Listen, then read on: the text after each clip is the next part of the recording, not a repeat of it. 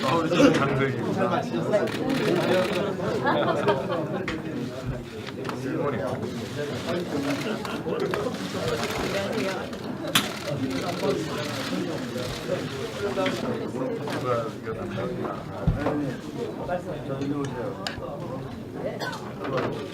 대책회의를 시작하도록 하겠습니다.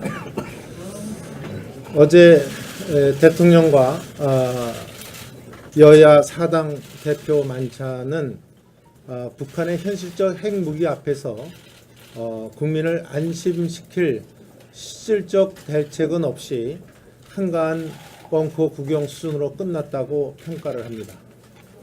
어제 국민들이 대통령에게 바란 것은 북한의 핵 위협 앞에서 단호하고도 냉철한 군 통수권자로서의 의지와 자세, 또 두 번째로는 진정한 여야 협치 의지의 표명, 또 세 번째로는 그동안의 인사 참사에 대한 또 인사 실정에 대한 최소한의 진솔한 반성과 쇄신 의지를 기대했을 것입니다. 그렇지만 어저께 모습도 결국 독성과 불통밖에는 보이지 않았다는 말씀을 드립니다. 지금 핵 공격 위협 앞에서 또 미국의 군사적 충돌 가능성이 나타나고 있는 현실에서 실질적이고 현실적인 대책을 국민들은 요구하고 있는 것입니다. 하지만 너무나도 뻔한 평화를 원하고 전쟁을 원하지 않는다는 이러한 평범한 말로서는 너무나 당연한 말의 성찬에 끝났다는 말씀으로 저는 표현을 드리고 싶습니다. 대통령이 여야 당대표와 함께 모이면 마치 북핵 안보 위기가 해소라도 된 듯이 착각하게 만드는 또 하나의 쇼통이 아니었기를 바랍니다. 지금 6.25 이후의 최대의 안보 위기라고 하면서 어제 청와대 회동이 국민에게 착시 현상을 주지 않을까 우려가 된다는 말씀을 아울러 드립니다. 우리 당은 대화 자체를 거부한 적이 없고 준비도 되어 있습니다. 야당과 진실된 대화와 공감의 노력 위에서 끊임없는 대화 타령과 또 평화 구걸이 아니라 북한의 도발 의지를 꺾을 단호하고도 실질적인 행동을 보여줘야 한다는 이런 대화가 이루어지기를 다시 한번 기대합니다. 또 그런 차원에서 어제 여야정 국정상설협의체 구성도 협치에 대한 대통령의 진정성이 전제되어야 실질적 운영이 될 수 있다는 점도 다시 한번 분명히 말씀드립니다. 진정성 있는 협치 의지가 없다면 대통령의 실정과 또 책임을 국회와 야당에 전가시키는 책임 회피 기구에 불과할 것이고 또 국회의 독립성을 저해할 수 있는 쇼통의 수단으로 전락할 수 있기 때문입니다. 과거 정부에 대한 정치 보복을 부인한 대통령의 말씀은 사실상 궤변에 불과하고 또 이 정부 들어 계속 인사 참사와 5대 비리 공약 파기에 대해서 유감 표명에 그친 것은 대단히 실망스러운 핑계에 불과한 것입니다. 정치 보복에 반대한다. 앞 정부에 대한 기획 사정도 해서는 안 된다고 말씀을 하셨는데 마치 딴 세상에서 오신 것처럼 말씀을 하고 계십니다. 이 정권이 출범하자마자 전 정부 기관을 총동원해서 전임, 전전임 정권에 대한 정치 보복에 혈안이 되어 있는 것은 국민 누구나가 알고 있는 사실입니다. 한편으로는 전 국가 사정기관을 총동원해서 부관 참시하듯이 보복 사정으로 일관하면서 협치 쇼를 한다면 국민 누구도 대통령의 진정성을 납득하지 못할 것입니다. 어저께 이렇게 또 하나의 쇼통이 이루어지는 와중에 이 정권의 외교 안보 라인은 또다시 총체적 난맥상을 드러내고 있습니다. 문재인 대통령은 어제 한미 동맹은 전략적 공조 과정에서 빈틈이 없다고 얘기를 했지만 한미 동맹의 심각한 균열이 계속되어 온 사례를 너무 많이 목격하고 있습니다. 어제 강경화 외교부 장관은 워싱턴 기자 간담회에서 미국 폭격기가 NLL을 넘어 출격할 때 너무 자극적이어서 우리는 빠졌다고 언급했습니다. 우리 정부는 뭐라고 이것에 대해서 언급을 했냐면 충분한 사전 조율과 실시간 공조를 통해서 작전이 이루어졌다고 얘기를 하고 있습니다. 그런데 사실은 외교부 장관 말처럼 미군의 우리가 스스로 빠진 것이고 사실상 거절한 것으로 나타나고 있습니다. 북한의 핵무기로 우리나라를 위협하는데 북한을 자극하지 않기 위해 동맹국의 군사작전 요청도 거절한다고 한다면 누가 이 정부를 신뢰하고 누가 이 정부가 한미 동맹과 빈틈이 없는 공조가 이루어지고 있다고 믿겠습니까? 문정인 외교안보특보는 어제 또다시 한미 동맹이 깨진다 하더라도 전쟁은 안 된다고 하면서 북한을 핵 보유국으로 인정해야 한다고 얘기를 했습니다. 이분은 대통령 외교안보특보가 아니라 북한 중앙방송을 듣고 있는 방송 아나운서 같은 얘기로 착각을 할 정도로 어처구니 없는 말씀을 뱉어내고 있습니다. 전쟁을 막기 위해서 가장 필수적인 안보 수단이 한미 동맹이고 북한을 핵 보유국으로 인정하는 것은 지난 수십 년 동안 북한이 추구해온 최종 목표인 것입니다. 대통령 외교안보특보가 하루가 멀다 하고 이런 무책임한 말을 쏟아내고 있는데 언제까지 이런 얼토당토하는 외교안보특보의 말을 국민들은 듣고 있어야 합니까? 문 대통령은 어제 외교안보, 남북 관계에서 정부가 한 목소리를 내야 한다고 생각하지 않는다고 이렇게 단호하게 얘기를 했습니다. 저는 대통령이 정부 내에 엇박자와 혼선을 옹호하고 나선 것이 아니냐 어이가 없을 지경입니다. 저는 이 주요 국민에게 주요 정책에 대해서는 정부 내에서는 치열한 토론이 이루어지길 바라는 것은 당연한 것이지만 내부 견해가 정리되지 않은 채 하루가 멀다 하고 국민들에게 튀어나오고 동맹 관계를 흔드는 것은 절대 아니라고 봅니다. 어느 국가도 외교 안보 정책을 그런 식으로 중구난방으로 표출하지 않습니다. 이런 중구난방식, 온탕냉탕식 외교 안보 정책의 혼선이 바로 문재인 정권의 이 아마추어리즘을 증명하는 것이고 북한의 핵 문제만큼이나 국민을 불안하게 하고 이 정부의 대북 정책을 신뢰할 수 없게 만드는 가장 근본적 원인인 것입니다. 저는 오늘 문정인 외교안보특보의 해촉과 외교안보 라인의 쇄신을 대통령께 거듭 촉구드립니다. 이상입니다. 무려 150일이나 걸렸습니다. 문재인 대통령이 소득주도 성장으로만으로는 안 된다는 사실을 인정한 데 걸린 시간입니다. 어제 그저께 화요일에 국무회의에서 문재인 대통령께서 혁신성장은 새 정부의 성장 전략에서 소득주도 성장 못지않게 중요하다. 소득주도 성장이 수요 측면에서 성장을 이끄는 전략이라면 공급 측면에서 성장을 이끄는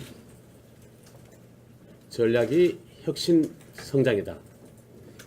혁신성장에 대해서 경제부처에서는 빠른 시일 내에 개념을 정립하고 속도감 있게 대처해 주기 바란다. 처음으로 주문을 했습니다. 사실은 공급 측면에서 성장을 이끄는 혁신 성장이라고 표현하시기보다는 솔직하게 투자가 이끄는 성장 견인 바로 표현을 했었어야 맞다 이렇게 보고 시간이 지나면은 그런 표현을 쓰실 거라 이렇게 생각을 합니다. 김동연 경제부총리도 국무회의 가기 전 그날 아침에 정우택 원내대표께서 이끌고 계시는 미래성장경제정책 포럼에 나와서 발표했습니다. 소득주도 성장만으로는 우리 경제를 이끌어 간다는 것은 옳지 않다. 이렇게 하면서 수많은 기업들이 창업과 투자를 늘려서 생산성을 높이는 노력, 혁신 성장이 필요하다. 이렇게 역설을 했습니다. 소득주도 성장론은 경제학 교과서에도 없고 어느 나라에도 한번 실험해보지 않는 성장 이론입니다. 경제는 파이를 키워야 분배를 늘릴 수가 있습니다. 오늘 9월 28일 김동연 부총리 주재 경제부처 장관회의에서 혁신성장의 구체적 내용을 설명할 계획이라고 하니 기대해 보겠습니다. 지금까지 정부가 추진해 온 경제정책은 기업을 옥죄는 정책으로만 일색을 했습니다. 최저임금을 16.4% 한목에 올려라. 3년까지 10,000원 맞추어라. 비정규직은 한 사람도 없도록 해라. 근로시간은 줄여라. 통상임금은 확대해라. 법인세 앞으로 인상될 거다. 전기세도 불보듯 인상을 앞에 놓고 있다. 모두가 반기업 친노동 정책입니다. 하루도 멀다 하지 않고 계속 쏟아져 나오고 있습니다. 이렇게 해주면은 소득을 늘려주면은 성장이 될 거다. 이렇게 하지만은 그 이전에 일어나는 것이 고용을 줄이는 거고 기업의 해외 이전일 겁니다. 혁신 성장은 결국은 투자가 견인하는 성장입니다. 기업들이 자유롭게 활동하고 모험적인 투자에 나설 수 있도록 제도를 정비하고 여건을 마련해 주는 것이 필수적입니다. 내용은 규제개혁하고 노동개혁입니다. 김동연 부총리가 경제포럼에서 규제 혁신을 위해서 규제 프리즘법, 서비스산업발전기본법 등의 통과가 국회에서 꼭 이루어져야 될 조치들이다. 이렇게 요청했고 그 뒤에 노동개혁도 요청을 했습니다. 그런데 그렇게 하고 난 다음 날 고용노동부 장관은 양대 지침을 폐기를 시켰습니다. 저성과자를 기업에서 평가를 할 수 있는 근거를 포함한 또 파견 근로를 할 수 있는 근거를 포함한 지침들이 폐기되었습니다. 문 대통령께서 속도감 있는 혁신 성장을 경제부처에 추진해 주신 만큼 기대를 하고 있습니다. 그러나 어제 일부 당대표와 원내대표를 모셔놓고 한 모임에서 주장하셨던 여야정의 협의체 구성 이것도 결국은 규제개혁, 서비스산업발전기본법, 노동개혁 이 전제되고 난 뒤에 추진되어야 할 거다 이렇게 생각을 합니다. 이상입니다. 문재인 정부가 두 가지의 국민에게 큰 실망을 주는 그런 날이었다 이렇게 말씀을 드리고 싶습니다. 우리 5천만 국민이 8월 추석 명절을 그래도 정부를 믿고 서로 국민과 서로 화합하면서 지낼 수 있는 그런 대통령의 메시지, 또 어제 청와대 사당 소위 만찬, 이런 것들이 우리 국민이 기대했었던 어제 청와대의 그 모습이었는데, 첫째는 아까 정우택 대표님이 말씀하신 대로 일상적이었고 이미 언론에 나온 수준 이상의 것은 아무것도 청와대에서 사실 없었습니다. 홍준표 대표께서 항상 말하던 소위 1분씩 돌아가며 말하고, 그리고 밥 먹고, 그리고 악수하고 헤어진 것 외에 무엇이 있습니까? 아무 내용이 없지 않습니까? 그저 수시로 만나서 안보 문제 서로 협의하고 얘기하자. 이 얘기 한마디 한 것, 이거 하나 결정 비슷하게 사당의 대변인들이 돌아가면서 30초씩 얘기한 것이 전부입니다. 이거를 국민에게 내놓고 소위 추석 명절에 해야 할 청와대의 도리는 전 아니라고 봅니다. 두 번째는 아까 원내대표께서 지적을 하셨습니다마는 이 문정인 특보에 관한 문제입니다. 참으로 보자 하니까 너무 하는 것 같고, 이것을 제지 못하는 문재인 대통령이 저는 더 문제가 있다고 생각합니다. 문재인 대통령의 안보, 외교의 복심이 문정인 씨 아닙니까? 그런데 그가 하고 있는 이 막말은 이 한미 동맹을 깨더라도 전쟁은 없다라는 이야기는, 이걸 뒤집어서 이야기를 하면은 이렇게 막말을 어떻게 미국과의 동맹을 깬다는 전제의 얘기를 가상이라도 저는 할 수 없는 얘기라고 생각합니다. 예를 든다면 미국에 말고 동맹이나 우방이 또 있습니까? 그런데 그 마지막에 우리의 참 모든 것을 다 함께 할 수 있는 그런 동맹 국가를 깬다는 전제를 붙이고 전쟁이 없다라면은 전쟁은 상대성입니다. 북한이 적화 통일을 야욕을 만약에 벌린다면은 우린 그러면 전쟁을 없다면은 백기 들고 그냥 항복할 겁니까? 저는 이 말 속에는 상당한 의미가 많이 전 내포되어 있다고 봅니다.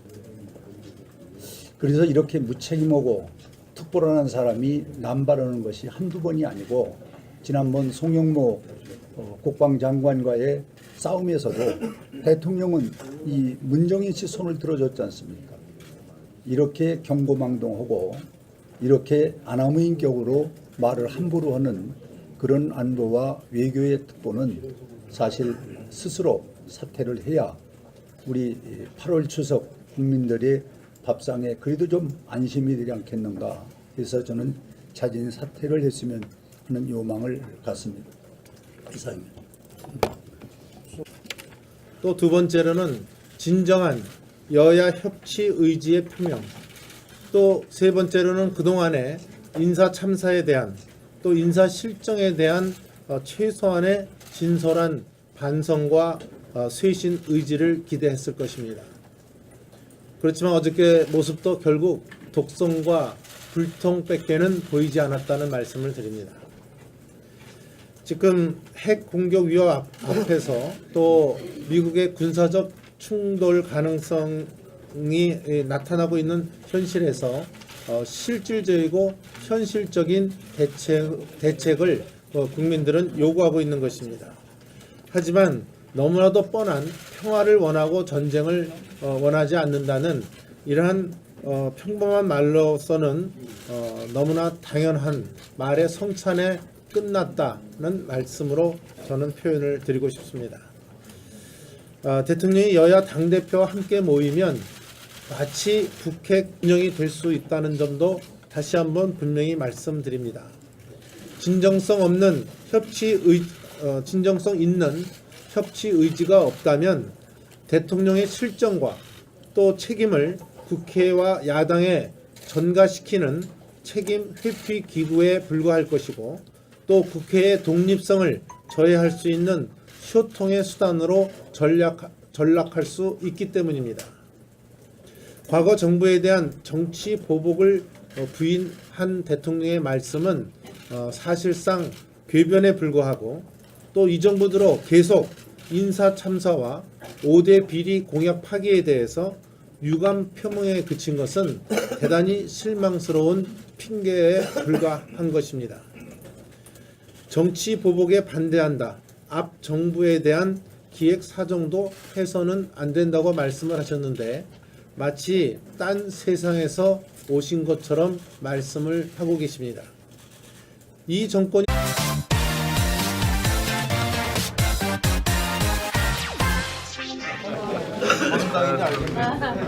서울시청 강서입니다. 질문이